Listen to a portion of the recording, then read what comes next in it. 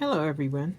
Today I'm going to show you how I knit these little curlicues. That's what we call them. They're knitted curlicues. So notice the nice little curl. I usually make about 3 or 4 of them and I'll put them on the top of some of my hats. I really love them a lot.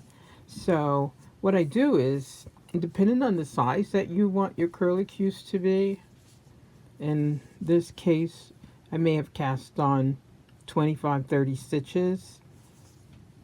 If you want them longer, you cast on more. So I cast on 30 stitches, and then what I do is, for every stitch that I cast on, I knit into the front, 1, same stitch, knit into the back, 2, and I move it to the next needle. So knit into the front. So for every 1 stitch, you'll have 2 stitches.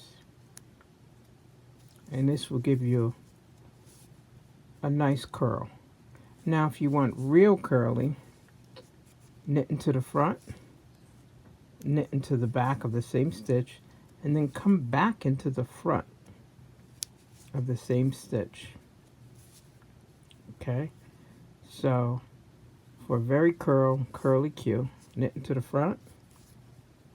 Do not take it off the needle. Go into the back.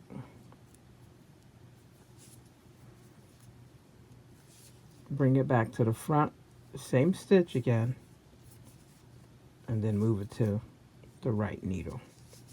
And then you will continue that until you get to the end here.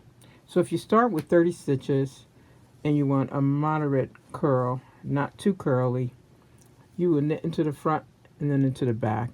So you will end up with 60 stitches. If you want it very curly, like this, you would knit into the front, back, and then to the front again. So if you start with 30 stitches, 30 times 3 is 90. Okay, so you will continue until you get to the end.